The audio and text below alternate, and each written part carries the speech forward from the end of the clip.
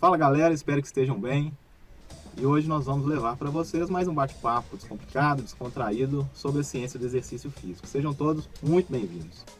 Bom, a capacidade que a prática regular de exercício físico tem sobre o sistema cardiovascular é algo impressionante. E por causa disso, novamente, esse tema é foco da nossa entrevista de hoje. Mas qual parte desse sistema cardiovascular? Fernando, diga para nós aí, né? O que a gente vai conversar hoje especificamente do sistema cardiovascular? A gente já teve uma entrevista dessa, mas conta para nós aí especificamente sobre o que nós vamos falar hoje. E aí, Fabrício, olá pessoal, tudo bem com vocês?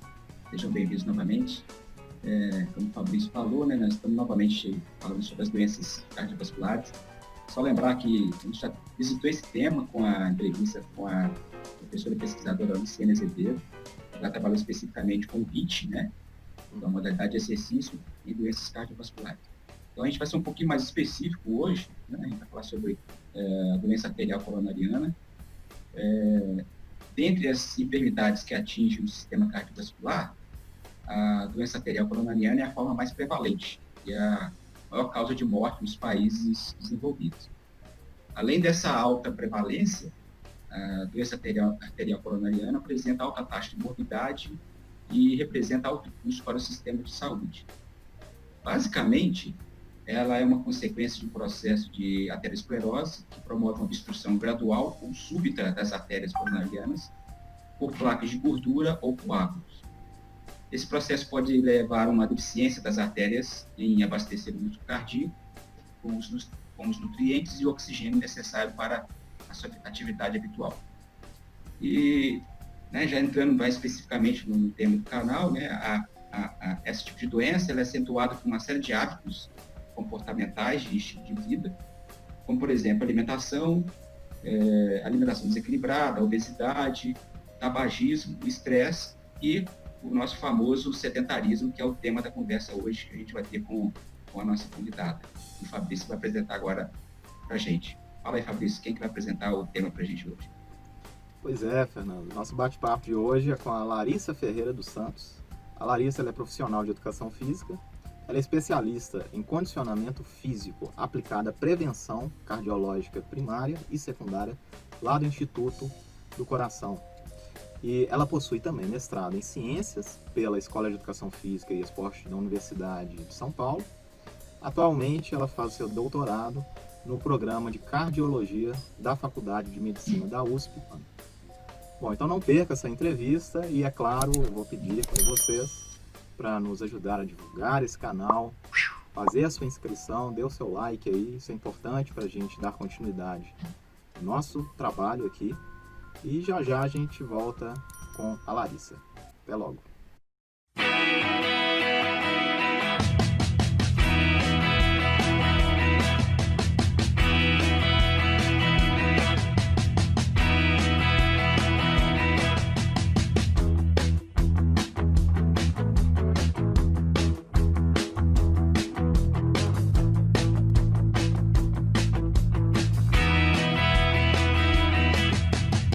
Bom, já estamos aqui com a pesquisadora Larissa Ferreira dos Santos para um bate-papo aí muito interessante com informações atualizadas sobre o papel do exercício físico em portadores de doença arterial coronariana.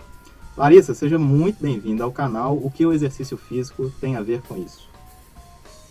Obrigada, Fabrício. Obrigada, Fernando. Eu agradeço muito o convite.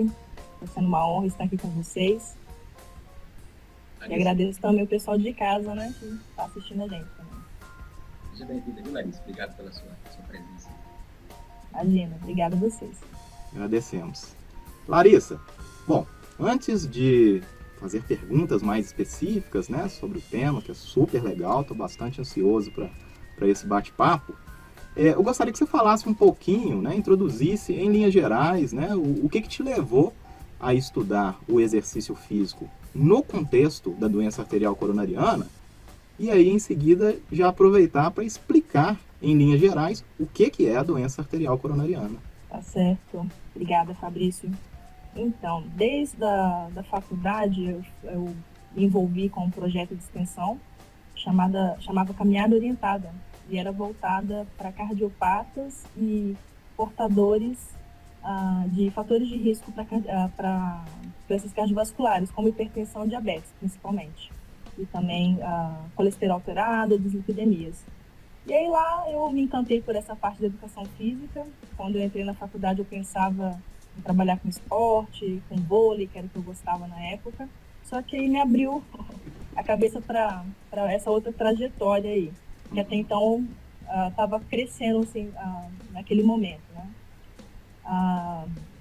E aí, quando eu vim para São Paulo para fazer uma especialização dentro do INCOR, no Instituto do Coração, era basicamente isso, pessoas com doença arterial coronariana, insuficiência cardíaca, e a gente ali aprendeu a prescrever, a gente fazia teste de esforço para fazer a prescrição do treinamento físico, e aí eu me encantei, me apaixonei por isso. E aí eu dei sequência aos meus estudos no mestrado com infarto agudo do miocárdio, e agora no doutorado estudando mais a parte crônica da doença arterial coronariana. E aí você me perguntou, então, o que é a doença arterial coronariana? Muito bem. Basicamente, quem tem, por exemplo, hipertensão, pressão alta, colesterol alterado, é fumante, vários fatores de risco. E hoje, principalmente, tem se falado muito do sedentarismo, né, que é a inatividade física. É uma coisa, é um conjunto de fatores que vão levar à doença arterial coronariana, principalmente pela formação de placas de gordura no sangue. Então, assim, se a gente for resumir, a principal causa hoje de morte no mundo e no Brasil também é a doença arterial coronariana. Então, assim, até trouxe um slide aqui para compartilhar com o pessoal em relação a esses números. Eu acho que fica interessante para exemplificar e embasar o que eu estou falando. Então, como vocês podem ver aí, a mortalidade, por exemplo, esses são os dados mais atuais, tá bom, pessoal, da Organização Mundial da Saúde, que só no ano de 2016 houveram 56,9 milhões de mortes no mundo. Dentre essas mortes, 40,5 milhões foram por causa de 4 principais doenças crônicas não transmissíveis, sendo que as doenças cardiovasculares são a principal causa dentre elas, com 17,9 milhões de mortes. Isso é no mundo todo. E esse cenário não é muito diferente no Brasil, como vocês podem ver aqui à direita, e as doenças cardiovasculares, que estão dentro aqui dessas doenças do aparelho circulatório, em vermelho aqui, são as que mais matam no Brasil também, tá bom? Sendo que o infarto agudo do miocárdio é a principal causa de doença isquêmica, né? Então, acontece mais ou menos 100 mil mortes só por infarto agudo do miocárdio por ano. Eu não poderia deixar também de mostrar aqui para vocês que os Estados Unidos aqui, ó, esses dados são desse ano, atualizados, que a doença arterial coronariana é responsável por 44% do total das mortes. Então, assim, ela ainda é uma doença bem preocupante, né? Por isso que eu acho tão importante falar dela e me interessei por estudar.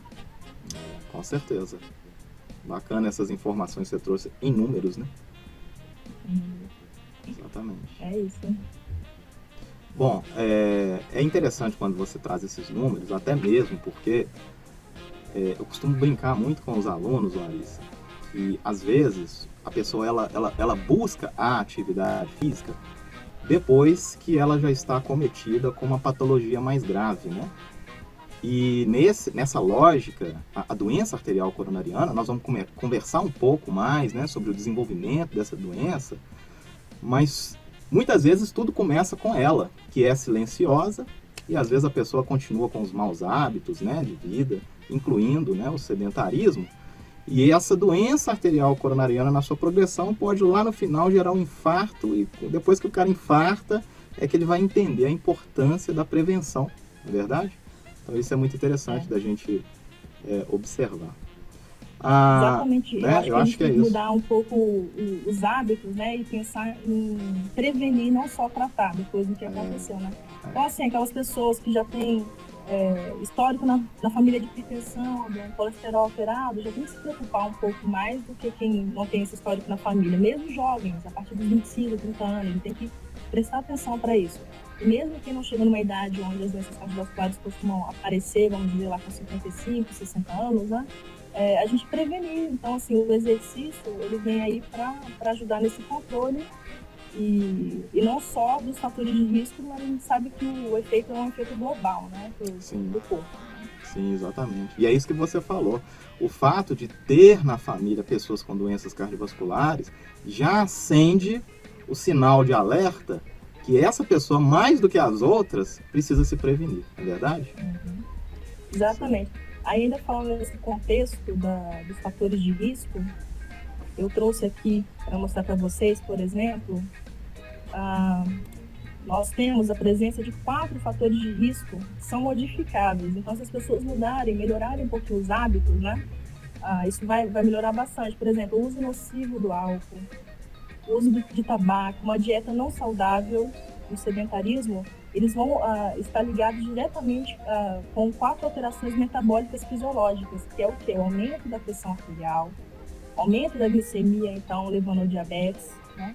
Essa alteração levando ao aumento do colesterol ruim, que é o LDL, diminuição do HDL, que é considerado colesterol bom, tá bom? E obesidade, que vai levar à inflamação. Então, assim, isso aqui tudo pode ser modificado ou até reduzido para, né, diminuir a incidência desses outros 4 fatores de risco, né, das doenças cardiovasculares. É interessante, sim, que você mostrou esses fatores, né? E a gente está numa situação de pandemia, de isolamento, e a gente vê muitas pessoas falando que pararam de fazer atividade física, ficaram mais sedentárias, né? Comeram mais, né? Então, eu fico imaginando o impacto disso. A gente vai ver isso daqui para frente, né? A gente está no meio do processo, né? Possivelmente a gente vai ter um agravamento. Eu estava conversando com o Fabrício no dia desse, a gente estava numa pandemia e entrou dentro de uma outra pandemia, né? Então, é uma pandemia dentro da outra e pode até aumentar, né, esses números que você apresentou aí. Isso é muito verdade o que você falou, Fernando. Eu já comentei isso outro dia com um colega médico lá no hospital, que é justamente isso. Quando passar essa pandemia, esses dados aí a gente não sabe se dobrar, triplicar de mortes anuais por conta das doenças cardiovasculares, e também a incidência dos fatores de risco vão estar aumentados. Mesmo quem antes se achava saudável, tinha uma vida regular, uma atividade física frequente, né, pode hoje estar dentro dessa faixa aí de um colesterol mais elevado, né, com diminuição do HDL principalmente. E assim, eu não sou super atleta não, mas assim, meu HDL não era dos melhores, mas sempre ficou acima dos 60, que é o preconizado pelo menos, né? Sim. E eu fiz um exame de sangue tem no máximo 2 meses e meu HDL estava em 51. Olha pra você ver. E minha atividade física diminuiu um pouco nessa pandemia. E eu acho também o deslocamento. A gente fica dentro de casa. Eu fico dentro de casa 5 meses.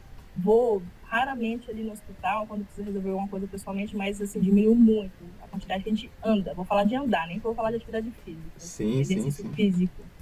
Então, assim, isso já impactou no meu HDL, tenho certeza. Lógico assim, a alimentação também acaba dando uma piorada, mas esses são os impactos. Imagina para alguém que já tem uma doença de base, doença cardiovascular, hipertensão, que já tinha um colesterol alterado, precisava controlar com exercício físico, né? É verdade. Isso acontece com você, que é uma pessoa consciente, tem todo conhecimento, né, sobre a importância da atividade física. Imagina para aqueles que não têm essa ideia do papel, do poder, né, preventivo do exercício físico. Então eu também acho que daqui a pouquinho a gente vai começar, infelizmente, a ver o reflexo da pandemia aí em números de doença cardiovascular. Infelizmente, ano que vem esses números vão mudar bastante. Infelizmente, para pior. Infelizmente. Deixa eu comentar uma coisa aqui. Um dos artigos que você citou para a gente vai colocar aqui na descrição, ele tenta descrever o que é a disfunção endotelial. Né? Eu acho importante a gente clarear como é que é esse processo, né? Quando que ele se inicia, porque é um processo lento, né? Inclusive tem até uma parábola que o autor cita, que é dos magos cegos e o elefante, né? Cada um vai lá e vê uma parte e, na verdade, não entende o todo. Né? Então, a mensagem que passou para mim é assim, cada um tenta entender uma parte do processo e, na verdade, você pode ter uma ideia equivocada do que é o processo como um todo. Tá? Então, assim, eu acho que para esclarecer para o público, né, o que é essa disfunção endotelial, né, e esse processo aterosclerótico. Tá. Então, para me ajudar a falar dessa parte, vou puxar de novo aqui mais um slide. Ótimo.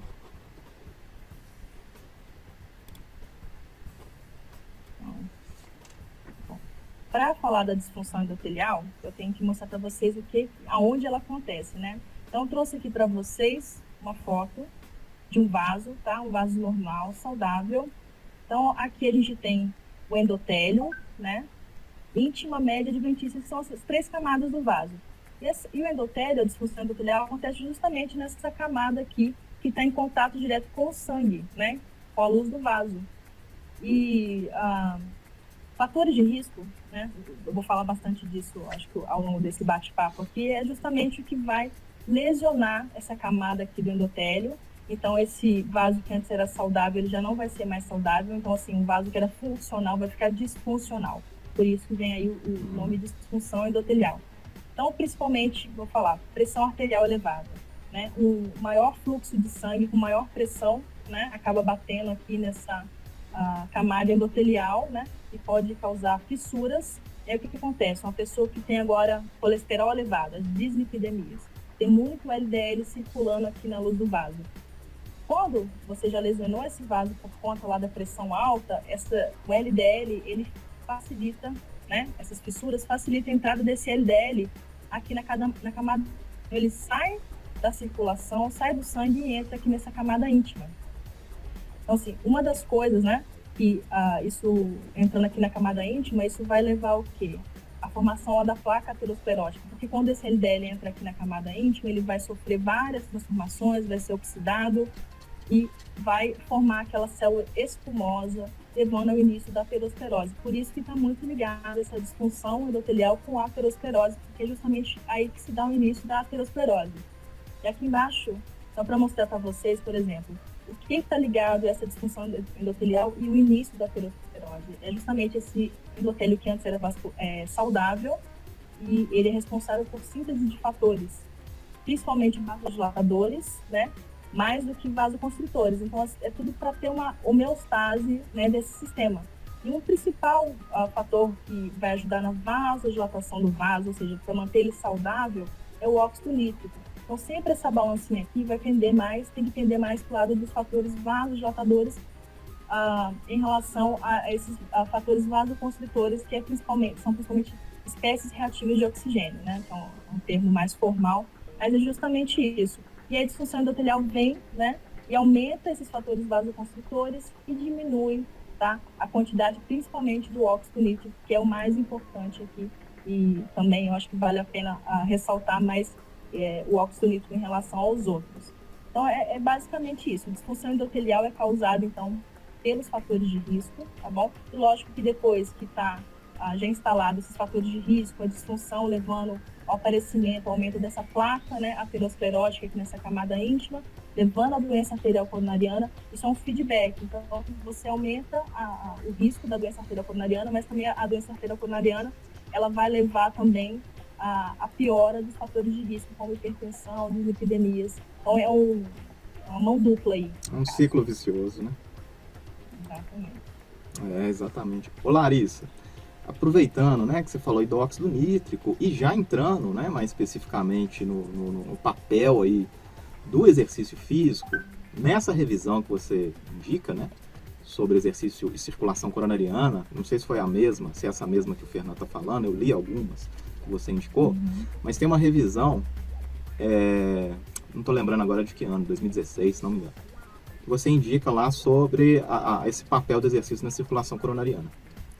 E nessa revisão, né, o autor, ele mostra e revisa conceitos que basicamente mostram exatamente a disfunção endotelial relacionado com piora ou prejuízo na produção de óxido nítrico, e isso provocado, né, pela doença arterial coronariana, enquanto que o exercício, ele faz o contrário, ele auxilia no aumento, vamos dizer assim, da produção do óxido nítrico por essas artérias coronarianas. Então, você tem esse papel aí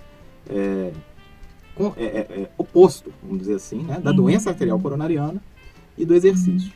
E aí, pensando que esse vaso é uma artéria coronariana, que é o vaso que irriga o próprio músculo cardíaco, e eu brinco com os alunos o seguinte, brinco não, né, eu falo a verdade, que é a seguinte: o músculo cardíaco e diafragma são os dois músculos que trabalham 24 horas por dia.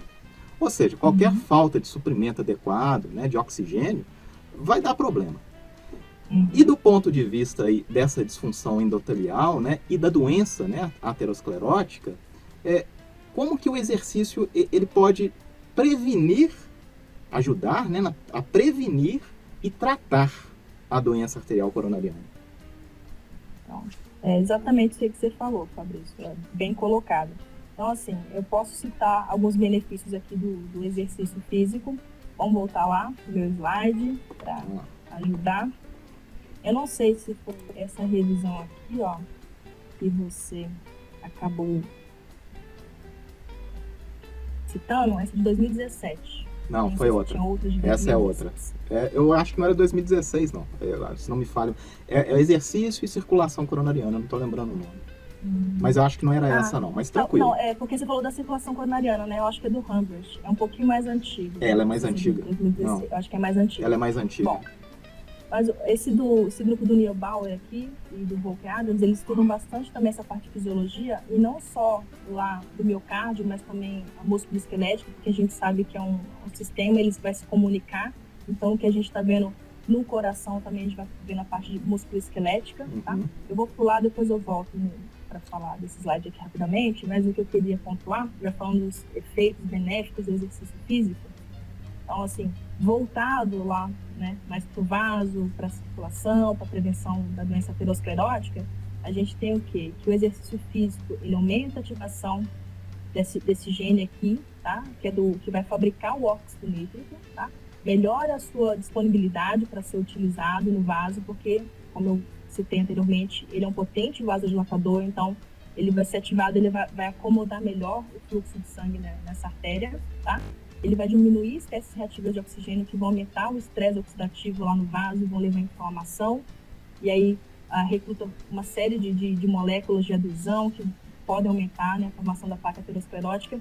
E mais recentemente, sendo estudado nas 2 últimas décadas, inclusive eu também um fator que eu estudo no meu doutorado, que é a modulação pelos microRNAs, que são pequenas moléculas que vão influenciar também na disponibilidade desse óxido nítrico. Então, assim, e também tem outros benefícios, né, diretamente no músculo cardíaco, também lá no músculo esquelético, enfim, isso tudo levando a uma melhora da qualidade de vida, capacidade do exercício, eu acho que é o principal que a gente quer, todo mundo quer qualidade de vida, né? Lógico que depois de instalada a doença, é muito difícil você não ter a doença, você se curar, você não vai curar dela, mas a gente quer que esse paciente, né, tenha a melhor qualidade de vida. O exercício vem com todas essas transformações aqui, vamos dizer, mais moleculares, né, o que vai refletir isso? Melhora da capacidade de exercício, ou seja, vai conseguir fazer as atividades diárias com mais facilidade. Isso vai, lógico, impactar uma menor mortalidade e também menor comorbidades. Então, a chance de você agravar fatores de risco como hipertensão, diabetes, você vai controlar melhor todo esse ciclo. E aí, voltando nessa mesma visão, só para exemplificar para vocês, o que o exercício físico vai fazer lá no vaso, né, de fato. Então, o exercício físico, né, ele traz o que a gente chama de um estresse com fluxo laminar, que é um fluxo benéfico para o vaso. Esse fluxo no vaso, ele ativa vários receptores, principalmente que eu vou citar aqui, é um receptor de crescimento, tá? É um receptor 2 de crescimento endotelial vascular, que vai sinalizar para uma cascata aqui, até chegar aqui na nós, que eu falei, que vai produzir o óxido nítrico. Então, esse óxido nítrico é liberado e justamente vai fazer essa vasodilatação lá dentro do nosso vaso, e isso vai melhorar a condução do sangue. Então, assim, aquelas pessoas que têm hipertensão, né? Isso ajuda a diminuir a hipertensão quando tem uma dilatação das artérias. E também ele protege também o vaso de inflamação. A produção do óxido nítrico vai sinalizar ainda mais essa cascata, então ela vai ser retroalimentada aqui.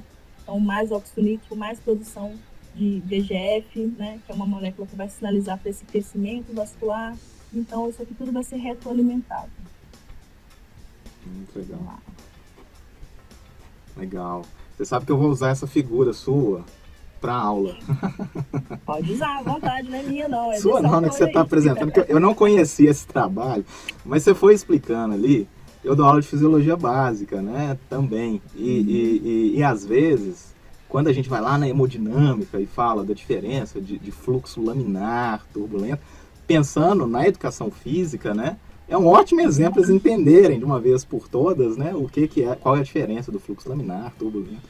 Então, é sempre bom fazer essa associação. Tem um outro slide, então, acho que você vai querer mais ainda, que mostra o laminar e o turbilhonado. Isso, exatamente. Exatamente. Eu poderia ter mostrado então é esse. Mas... Vou ver, depois eu vejo. Já tem acesso. Vou mostrar acesso, esse. Né? Porque às vezes na graduação, né, nos cursos, né, de educação física, claro, eu também sou educador físico, eu tento sempre levar a fisiologia, mesmo que seja fisiologia básica, de forma prática para o cotidiano das pessoas, e nas turmas de educação física, sempre o tempo todo, né, dando exemplo de exercício físico. Eu já tenho a minha estratégia agora para explicar hemodinâmica. Porque justamente esse ponto, o exercício é bom, vai melhorar isso, mas como, né? Assim, mas como? Foi exato. Bem simples e básico. O estresse é o sangue mesmo em contato ali com a camada endotelial que vai várias cascatas ali por trás dentro da célula que vão levar essa vasodilatação do vaso. Né? Legal. Vou começar a puxar um pouquinho mais do meu lado aqui agora. Diga. A gente falou muito de exercício físico, né? Mas qual que é o exercício físico que nós estamos falando? Que tipo de exercício? É de mais alta intensidade? É um moderado? Para o grande público entender, né, qual que é o exercício que vai, vamos dizer assim, reverter esse processo? Possivelmente já deve ter uma comparação do tipo de exercício, né? Vestido, corrida, se é uma coisa local, por exemplo, né? Uma coisa que tem até um estudo que você compara extremidades, né, superiores e inferiores. Né? Se você treinar mais corrida, vai ser revertido localmente ou vai ser sistêmico. Eu acho legal também para o grande público entender um pouco. Né? É exercício, mas que tipo de exercício que é indicado para esse processo? Então, esse tipo de processo que eu expliquei da disfunção e para a doença aterosclerótica, eles viram os benefícios no exercício moderado contínuo. Aquela faixa etária lá de 60% a 80% da frequência cardíaca máxima, ou 60% a 80% do VO2 máximo. Tem estudos que já compararam, né, a alta intensidade, que é o que voltou a estar na moda, vamos dizer, que até a amiga Luciene falou com vocês um tempo atrás sobre o exercício de alta intensidade. Tem um trabalho recente até, não sei se é de 2018, se não me falha a memória, que comparou, tá, a melhora do fluxo coronariano utilizando moderada intensidade versus alta intensidade em um grupo controle. E eles viram que ambos os exercícios foram eficientes em melhorar essa circulação coronariana em pacientes com DAC. Então, assim, para esse caso não teve diferença. Só que, assim, trabalhos que utilizaram alta intensidade, por exemplo, para ver mobilização de células progenitoras endoteliais. O que elas são, essas células? Elas participam do processo de angiogênese, tá? De reparo tecidual. Por exemplo, quando o vaso está lá sofre a disfunção, vez ou outra vai precisar mobilizar essas células, né, para reparar esse endotélio que está danificado. E eles viram que o exercício que causa isso é o de moderada intensidade, feito 3 vezes por semana. É o que é prescrito, preconizado, vamos dizer assim. E parece que o de alta intensidade, o que ele vai ganhar mesmo é um VO2, no momento do consumo de oxigênio. Agora, até para manutenção de colesterol, de IMC, é o moderado contínuo. Então, assim, ainda continua sendo ele o mais benéfico, vamos dizer, até para essa parte biomolecular também. Eu acho que é importante, né, essa fala que você traz aqui, porque na educação física a gente tem muita coisa da moda, né, Larissa? Então, assim, o HIIT é o exercício da moda, né? Virou o HIIT. Ou seja, agora o exercício moderado não presta mais, é só o HIIT, né? E eu acho que é importante, né, falar que não é assim que a coisa funciona, né? Então, o exercício moderado tem continua com os seus grandes benefícios, né? Nada impede de você mesclar, entendeu? Eu acho que o HIIT veio também para sair um pouco daquela monotonia, daquele treinamento contínuo que às vezes demora a passar o tempo e dar um exercício mais dinâmico, vamos dizer assim. Muitos pacientes relatam que passa mais rápido, porque às vezes realmente é um treino mais curto, mas não é tão mais curto. às vezes o de alta intensidade vai ser Exatamente. 30 e o outro é 40, mas a sensação de você aumentar e descer a intensidade Não é já dá um fácil. estímulo maior. Então, assim, eu acho que o ideal hoje é a gente mesclar. E aí o Fernando perguntou qual tipo de exercício, assim, eu acho que eu entendi, talvez aeróbio, resistido, o que vai trazer benefício, Musculação. corrida.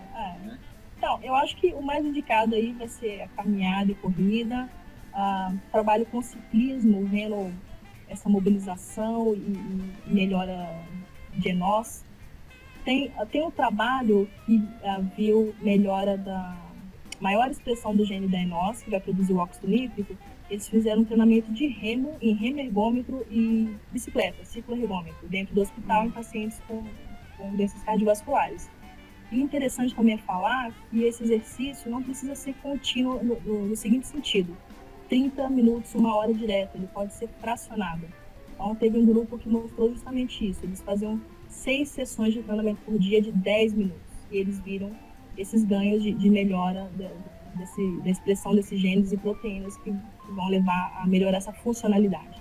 Então eu lembro que agora eles dividiram 3 vezes de ergômetro, remo ergômetro, e 3 vezes na bicicleta. Durante 4 semanas já foi suficiente para ver uma melhora. Isso é muito legal. E assim, mostra para todos que a quantidade de exercício que você precisa fazer para conseguir o benefício é muito pouco, né? Então, com muito pouco exercício, se tem muito benefício.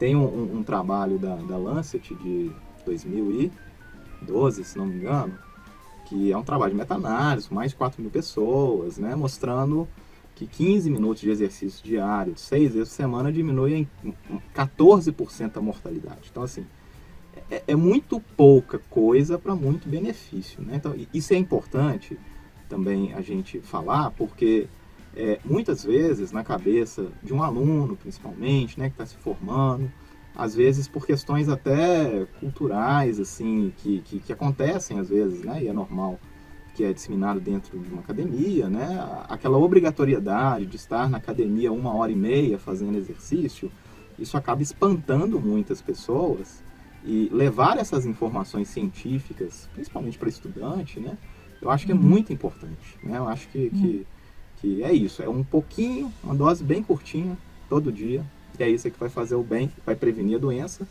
e vai tratar também a doença. E aí, Larissa, eu me lembrei de uma situação aqui, a gente conversando, você falando, o Fernando perguntou de alta intensidade, baixa intensidade, e eu lembrei de algumas situações que eu já passei. Na época que eu fazia graduação em Educação Física, eu fiz a graduação em Belo Horizonte e fiz um estágio no Biocor, não sei se você conhece, que é o hospital lá de Belo Horizonte, que assim, ele é reconhecido, né, para tratamento de doenças cardíacas. E lá tinha não conheço, não. Não conhece, né? É um hospital que lá funciona um centro de reabilitação cardiovascular, e eu fiz estágio por alguns meses nesse hospital. E aí, uma coisa que ficou muito marcada, né, durante esse estágio que eu fiz lá, era o medo que as pessoas que estavam chegando para se condicionar, eram pós-infartados, né? O medo de fazer o exercício era uma coisa que me chamava muito a atenção, da maioria das pessoas que chegavam para fazer o condicionamento físico, porque na cabeça deles, eles não podiam fazer esforço, porque o esforço podia acabar piorando essa situação traumática, por exemplo, que é ter um infarto, né? E na época, né, já tem alguns anos, não se falava em exercício de alta intensidade, né? Pelo menos assim, dentro de uma reabilitação cardiovascular. E você, né, está, né, e faz o seu trabalho num centro que é referência da América Latina, como foi reforçado agora há poucas semanas, né? No tratamento de doenças cardiovasculares e também na reabilitação com exercício físico. Como que é esse seu contato lá dentro do INCOR? Você tem essa experiência e essa percepção do medo de fazer exercício por parte dessas pessoas? E assim, que diria em alta intensidade, como que é a sua relação aí com o hospital, né? Então, bem colocado isso que você falou. Desse jeito mesmo, nos vem com medo de começar a fazer o exercício, porque até então acha que tem um problema no coração, não pode fazer nada. E eu até lembrei aqui de uma coisa histórica, que mais ou menos até 1950, aquele que sofria infarto, ele ficava deitado, não podia nem andar, praticamente. Só a partir da década de 50 começaram alguns estudos mostrando que ele deveria se mobilizar, deveria se mexer. Enquanto mais ele ficasse parado, sedentário, deitado, pior era a evolução do quadro. Mas até então eles não tinham essa percepção, né, de tipo, que vai piorar ele ficar em repouso. Eles achavam que o coração devia ficar em repouso para ele se recuperar. Exato. Depois começaram a ver que era o contrário. E hoje, quanto mais cedo você volta à atividade, melhor é. Então, assim, hoje, a pessoa que infartou, em 15 dias, ela já pode fazer um teste de esforço e dali pode começar o treinamento.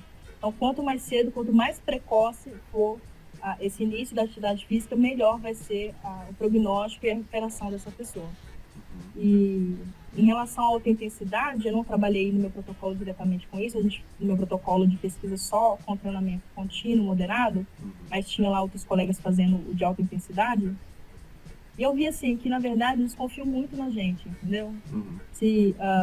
Eu não vi assim, depois que estava lá dentro, eles tinham medo de começar o exercício, mas agora se a gente falava assim, agora acelera, agora diminui um pouco, ou se treina, eu acho que eles confiavam muito na gente, eles estavam felizes de estar ali dentro, sendo cuidados, e eu não tive nenhum paciente que não falou assim, nossa, obrigado, os médicos são ótimos, esclarecem pra gente, que bom que tem aqui essa unidade pra gente tá sendo monitorado de mais de perto, entendeu? Querendo ou não, eles iam 3 vezes por semana no hospital.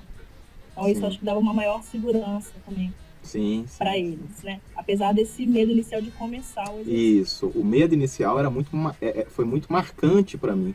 Mas, ao mesmo tempo, como a gente estava dentro também do hospital, né? Nesse momento aí a gente vê a importância do papel do médico, né? Que o médico é uma pessoa de referência que tranquiliza, né? O sujeito. Até porque, você sabe, dentro do hospital a gente tem uma equipe multidisciplinar, né? Então não era só o educador físico, eles tinham o psicólogo, o fisioterapeuta, o médico à disposição. Então, assim, eles se sentiam bem ali dentro, porque qualquer dúvida também, tem aqui. Aí o médico chegava, conversava durante o treino. Tem esses benefícios também. Exato. Acho legal, assim, a gente já está com um canal há um tempinho, né? E esse processo ainda aconteceu também com outras doenças, né? A gente viu isso quando a gente entrevistou os pacientes oncológicos. Sim. Não pode fazer atividade física. Os pacientes em hemodiálise não pode fazer atividade física. E com o tempo, né, a pessoa vai vendo o benefício, né? E reverte essa ideia. Então, é a mesma história, só vai mudando, né, o tipo de doença que a gente vai discutindo, né? Então, está se repetindo muito nos nossos vídeos aqui. Imagino que sim. E mais difícil, eu acho que é fazer a tal da aderência. A gente falou que não precisa de muito por dia, mas o negócio tem que fazer sempre. O negócio é a não disciplina. Pode parar. O negócio é disciplina. Mas quando a pessoa vê o pequeno pouco que ela faz, exato, né? Já faz uma diferença. E aí você consegue, né, essa aderência que a gente falou bem, né? E assim, essa aderência, ela parte até do princípio dos benefícios que o exercício tem para a mente das pessoas, né? Então, assim, mesmo que ela faça exercício com o objetivo de prevenir ou tratar uma doença periférica, ou uma doença cardiovascular, seja ela qual for, eu acho que o benefício mental que o exercício faz, né? Isso por si só, né? Eu acho que esse é um dos principais papéis nossos, né? Enquanto educadores físicos, né? E que cuida dessas pessoas, colocar no dia a dia delas. Fazer com que o exercício físico para essas pessoas seja igual o remédio que o hipertenso tem que tomar todo dia, né? O diabético ou o portador de doença. Ele não esquece do remédio, né?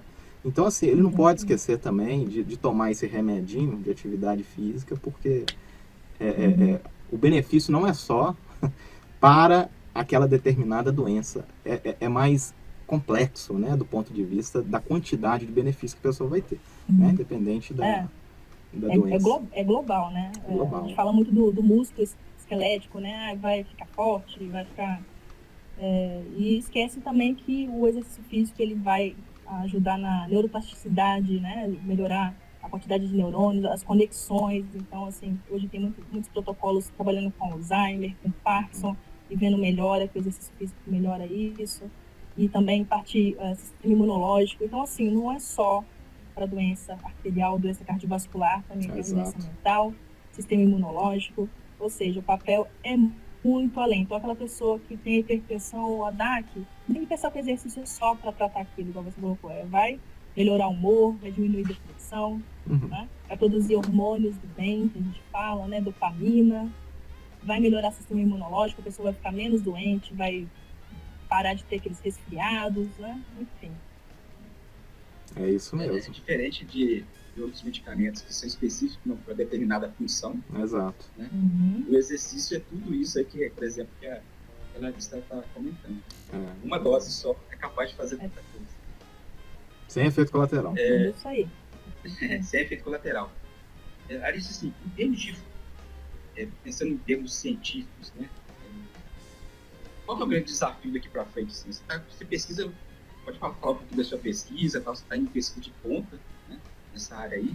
Mas seria legal você falar assim, para onde você acha que vai a pesquisa científica? Quais são os grandes desafios? Quais a dificuldade que você tem hoje, ou quem trabalha com esse tema tem, para avançar sobre esse assunto? Bom, então, eu acho ainda hoje a maior dificuldade é a gente acelerar o processo de tirar da bancada, do laboratório e levar para as pessoas, para a comunidade no geral. Eu acho que a gente ainda está bem atrasado nisso em relação a outros países. E isso vem assim, uma coisa histórica, uma dificuldade da gente ter equipamentos, ter coisas do dia a dia que a gente precisa para fazer a pesquisa, converter isso aí para o nosso público. Mesmo o INCOR sendo agora o primeiro hospital da América Latina em excelência e blá blá blá, a gente tem visto, por exemplo, de reabilitação muito aquém do que a gente deveria ter, sabendo de todos esses benefícios do exercício. Então, assim, tinha que expandir, não só no INCOR, aumentar o programa que a gente tem lá, mas levar para vários centros, levar para as UBS, sabe, as UPAs,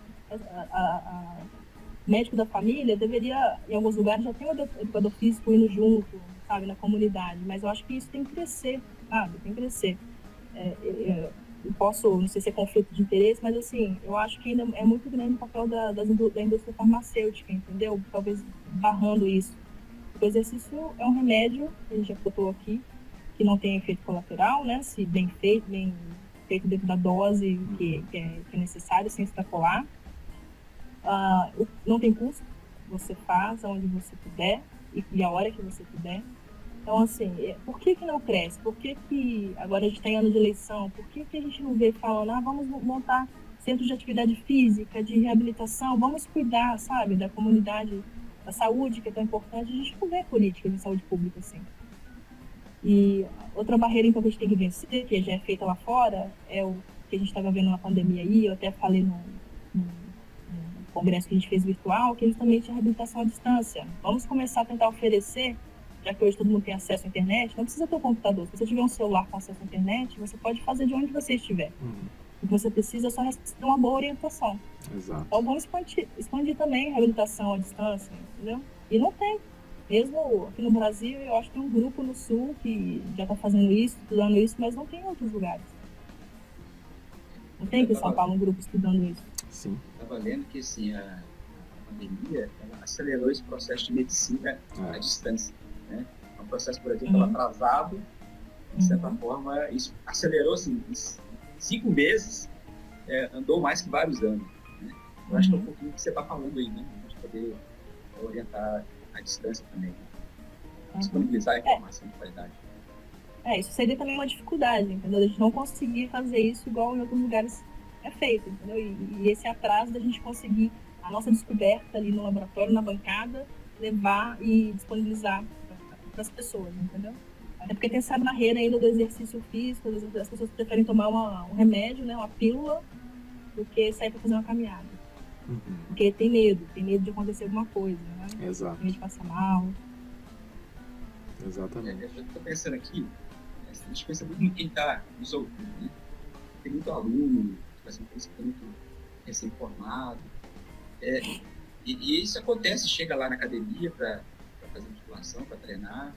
O que você falaria para esses profissionais que estão lá na ponta e que recebem esse paciente, já tem um histórico apresenta doença arterial coronariana. Então, também falta essa ponte aí de quem está lá trabalhando, correr um pouquinho atrás, sabe? Ler mais sobre o assunto. Eu não sei, digo assim, todo mundo tem que se especializar para trabalhar com isso. Seria bom, seria o ideal, mas nem todo mundo pode.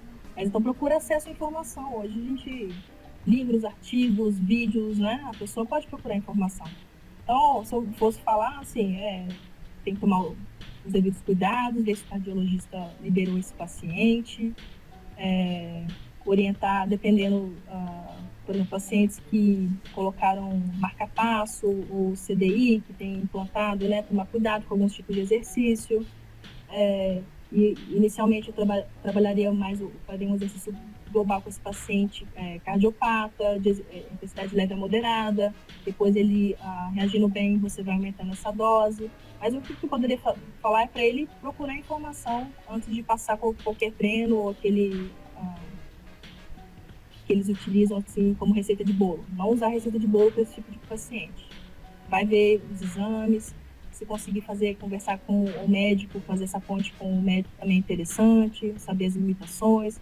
É importante perguntar o que gosta de fazer. Assim, a gente sabe que a academia acaba ficando um pouco limitada, mas dá para você pensar em algum exercício para a pessoa, né, ter mais prazer em fazer do que outros. Isso é muito importante, né? Isso que o Fernando comentou com você. E assim, basicamente assim, né, Larissa? A prática, ela é muito importante, você falou isso muito bem, né? A gente precisa sair do laboratório para ir para a prática, mas a prática também, quem está na prática, é muito importante recorrer à ciência. Por quê? Porque as pessoas, né, os profissionais, eles não podem acreditar nas receitas de bolo como algo que vai funcionar para todo mundo. E mais do que isso, conhecer aquela pessoa, o histórico de doenças, por exemplo, de uma pessoa que entra numa academia, e eu também concordo com você quando você fala que é possível na academia você tratar do ponto de vista da prática do exercício físico. Você conhecendo o histórico da doença que a pessoa teve, os exames, saber ler exames, saber a medicação, como que aquela medicação pode interferir no exercício físico, né? Eu tenho uma disciplina que eu dou Exatamente. só sobre isso, sobre o efeito da medicação na prática do exercício físico. E aí, bacana, legal. É difícil às vezes, isso foi uma coisa que eu bolei lá atrás como uma disciplina optativa quando eu dava lá no UniBH. Fernando vai lembrar disso. E aí a gente, nessa aula, eu tento fazer justamente essa aproximação. Eu mostro o que é a medicação, né? E como que aquela medicação pode interferir no exercício. Só que às vezes, o profissional que está lá na ponta, ele se sente um pouco distante do médico, por exemplo. Só que aí é que eu acho que o educador físico, principalmente, ele está com a faca e o queijo na mão, porque o médico, o paciente, né, o doente, ele vai no médico, sei lá, 3 vezes, uma vez a cada 3 meses. O educador físico é um profissional da área da saúde que está todos os dias com aquele sujeito, a maioria dos dias. Então, ninguém melhor para tentar conhecer, né, o doente, vamos dizer assim, entre aspas, né, do que quem está com ele no dia a dia. E o único profissional da área da saúde que tem esse contato diário com um paciente é o educador físico. Então, a ciência ela é importante, o estudo é fundamental para se tornar um profissional qualificado dentro da nossa área. Essa é uma mensagem muito importante, né, que eu acho que a gente tem que passar, principalmente para os educadores físicos. E eu também queria pontuar que é importante saber medir a pressão pelo método auscultatório, não é colocar aquele aparelhinho aqui no punho. É muito importante, porque esse paciente ele vai ter diversas medicações que vão influenciar principalmente na pressão arterial. Então, pode acontecer, se você ter uma queda de pressão, né, aumentar muito a pressão, né, as duas coisas você não vai querer. Então, assim, esse profissional que quer trabalhar com esse tipo de público deveria saber medir a pressão. Eu acho assim, independente do cardiopata, deveria saber medir a pressão em qualquer circunstância, né, para qualquer tipo de público. Exato. Eu já vi em academias aqui, pessoas passando mal, chamar o professor, só um tempo atrás, chamar o professor, passou mal, pode ser queda de pressão, aí perguntar, a pessoa não comeu direito antes de vir. Você tem um aparelho de pressão aqui pra gente medir a pressão? Tem sim, vou buscar. Era de punho. Pois é. Eu falei, Como é que tudo bem, confia? ajuda, mas Ô, Larissa, ajuda ou atrapalha? Ajuda ou atrapalha? Porque se você pega um equipamento que está descalibrado, você acaba de matar o cara, de susto, né? Porque às vezes a pressão do cara tá normal, se não tivesse medida ele ia ficar até bem, mas aí mede, dá lá 18/10, o cara infarta, entendeu? Né? Você acaba de... É verdade, tem esse lado também. Então assim, tem um saber aparelho medir. fazer um auscultatório, E poxa, casos, principalmente para os cardiopatas. R$ 120 você compra. Uma academia tem condição de comprar um aparelho de pressão, né, Larissa? Agora, não adianta também ele comprar, como você disse, e não ter um profissional que sabe medir, né? Que saiba medir. Eu acho que são poucos, viu, que sabem medir. De verdade, sim. Vai para essa área da saúde, para trabalhar com isso. Agora, no geral, eles não sabem. Pois é. Isso é uma coisa que deveria ser falada na faculdade, né? E não é falado nada sobre isso. Vocês estão com um currículo novo aí, não sei se tem uma disciplina que vai trabalhar falando da importância disso para qualquer tipo de público, né? Teria que fazer. Eu, quando eu fiz a minha graduação, eu fiz uma disciplina que chamava semiologia. E era na medicina. E a gente aprendia basicamente isso. Um pouco de sopro cardiovascular e medida de pressão. Em vários membros e como é que era a posição correta. Isso. Então, assim, ajuda bastante. Quem já quer, por exemplo, ir para essa área da saúde, também quer na graduação, pode começar a pensar em disciplinas optativas, você pode puxar de outros lugares. Tem na medicina essa semiologia, que é bem legal. Tem umas disciplinas da fisioterapia também que são bacanas para puxar. E aprofunda um pouco mais o que a gente não tem na educação física. Isso, né? Exatamente. Importantíssimo. Mas eu acho que ao longo dos anos esse currículo tem que mudar aí da educação física. Sim. Tem que entrar mais coisas da saúde. Para preparar melhor. Porque é da saúde. A gente fala, eu fui para a área da saúde, mas tudo é saúde. Porque quando a gente pensa em saúde, eu trabalho no centro, dentro do hospital, com cardiopatas. Mas a pessoa que está na academia, uma pessoa normal, saudável, também trabalha com saúde. Exatamente. Porque não saber medir a pressão, Exatamente. não saber contar frequência cardíaca, tem gente que não sabe. Não, é esse mesmo cara, o Larissa, que acabou de sair de uma consulta médica com um profissional que teve, por exemplo, a aula de semiologia, que vai bater na porta da academia e você vai precisar acompanhar. Então eu acho que o caminho é esse mesmo que você comenta aí, né?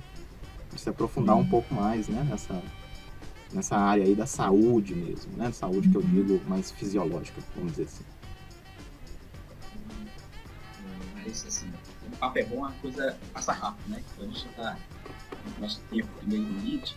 Eu vou pedir para você se você quer acrescentar alguma coisa, uma informação nova, uma coisa que a gente não tenha perguntado, que você quer acrescentar, enfim, assim, deixar as palavras finais assim, para a gente.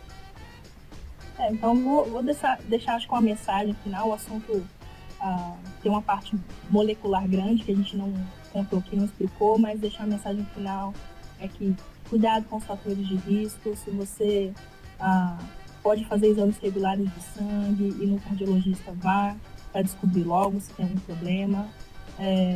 E o exercício físico. E recomendar o exercício físico para quem é doente, porque é isso que vai retardar e vai melhorar a qualidade de vida das pessoas. É fazer o exercício. Não importa qual tipo de exercício. Busque alguma coisa que você goste de fazer. Pode ser dançar. Não precisa ser necessariamente ir para uma academia. Exercício físico, você precisa elevar a sua frequência cardíaca. Você precisa suar, cansar um pouquinho. Então a dança, se você não gosta de nada de musculação, de caminhar, de corrida, dance todo dia, meia hora por dia. Você já vai estar fazendo um grande benefício para o seu coração. É isso. Uma coisa mais, Fabrício? Tranquilo, satisfeito, bacana demais, Larissa. Ótimo. E aí, Larissa, a gente, aqui no canal também, a gente pede dicas culturais dos nossos convidados, né? A gente tem uma playlist no Spotify, a gente gosta de saber sobre filmes, sobre livros, e aí se você puder indicar algumas coisas pra gente, pode ter relação com o tema ou não. Não, então, filme, eu posso indicar um que chama Como Estrelas na Terra. Sensacional. Tem no Netflix. Tem. Ele não é recente não, ele deve ter já uns anos, né? Mas eu assisti tem essa pandemia aí. E eu acho que é um filme que todo mundo deveria assistir, é um filme indiano, se eu não me engano, mas muito bem feito. Eu acho que vale a pena assistir. Você tem uma relação com o tema ou não? Não, tem nada a ver com o tema. Ótimo. nada a ver com o tema. Mas eu acho assim, é uma lição de vida, entendeu? Para as pessoas. Sim. Eu Eu não vou assisti dar esse spoiler filme. aqui, vale a pena. Eu assisti esse filme. Agora eu tô na dúvida se eu assisti na pandemia também, mas eu acho que é porque o Netflix, né, fica mostrando os filmes. Eu assisti esse filme, mas eu não lembro se foi na pandemia ou se foi antes dela. Talvez eu tenha assistido até antes, viu? Tô Não lembro. pandemia. Talvez eu já tenha assistido isso há mais tempo. Essa pandemia Mas tá não tão deixando a mais tempo, gente acho que- fora do, É. de data, né? E Novo você livro? falou livro, então, eu acho legal, quem quiser saber um pouquinho, aquele Sapiens, Uma Breve História da Humanidade, do Harari, com H. Eu acho que é um livro bem bacana, assim, quem gosta de ciência, né? Saber um pouquinho da visão desse autor aí, como é que as coisas foram acontecendo, né? Eu me identifiquei bastante com algumas passagens do livro. Eu acho que é uma leitura interessante, que te prende também, né? É importante indicar um livro também que prenda a atenção do leitor, né? E nesse momento de negacionismo, antifacina que nós estamos vivendo, né? De negação da ciência, acho que esse tipo de livro é fundamental para mostrar a importância da ciência. Exatamente. Música, você tem alguma para deixar pra gente? Música. Eu gosto muito de uma música do Almir Sater com Renato Teixeira, que chama Tocando em Frente. Eu acho a melodia e a letra bem legal. Bacana. Tá ficando eclética a nossa lista, hein, ô Fernando? Eu vou colocar aqui na descrição do vídeo, né, essas dicas da Larissa. E assim, Larissa, te agradecer muito pela disponibilidade do tempo, compartilhar com a gente o seu conhecimento. É uma dificuldade mesmo, né? Transpor esse conhecimento científico no grande público. O desafio nosso aqui no canal é esse. Por exemplo, todos esses artigos que você citou, a gente vai deixar aqui embaixo, quem quiser aprofundar. A ideia é assim, despertar as pessoas e mostrar qual é a relação disso com o exercício físico. É o grande objetivo do canal, tá? Então, claro. A gente agradece muito a sua presença e a sua contribuição. Né, Fabrício? Isso aí, Larissa. Muito obrigado. Satisfação te conhecer, né? Nesses tempos de pandemia, há vantagens, né? Dos encontros remotos, né? Pessoas que talvez a gente não encontraria, né? A gente encontra aqui, né? Mesmo que de forma remota. Muito obrigado, viu? Imagina, eu que agradeço o convite para dar aula. Vocês foram bacanas, deixou a gente escolher o tema, que ficaria mais à vontade. Isso também foi legal, que a gente tem contato no dia a dia. E com certeza, né, a pandemia trouxe essa questão digital, tá online. A gente inclusive, está vendo isso em eventos que a gente faz lá no Departamento de Educação Física da SUCESP. A gente teve um evento aí que teve quase 1.000 pessoas online assistindo. Se a gente fosse fazer presencial, teria umas 50, 60, que era uma média que a gente via nos últimos anos. Então, eu acho que é isso também. Agora a gente consegue expandir esse conhecimento aí para o Brasil e para o mundo. É isso aí. Maravilha. Obrigado, viu, Larissa? Bacana. Até mais. Obrigada a vocês. Obrigado, viu? Foi um prazer. Tchau. Um abraço. Então é isso aí, pessoal. Chegamos ao fim de mais um vídeo, né? Mais uma entrevista. Um bate-papo muito esclarecedor e trouxe muita informação importante para quem trabalha com exercício e quer se exercitar. Então, eu vou agradecer a audiência de vocês, que vocês curtam esse vídeo, que compartilhem, né? E que acionem as notificações acione o sininho lá para receber as notificações do nosso trabalho, que é importante para a nossa divulgação e esse conteúdo chega a maior número de pessoas. Bacana. Isso aí que o Fernando falou. Hoje um bate-papo super legal, chama muita atenção esse final, né, que a Larissa ela comenta, né? A gente precisa realmente, né, sair lá do laboratório, lá da célula e levar tudo isso que a ciência vem provando, né, como benefício do exercício físico para o cotidiano das pessoas. E aí vocês, né, também que estão aí do outro lado, não esqueçam de fazer os comentários e também de sugestões de novos temas aqui para o canal, tá certo? Fernando, valeu demais, viu? Gostou? Foi ótimo. Beijo. Bacana. Obrigado. E valeu. até a próxima. Até. Tchau.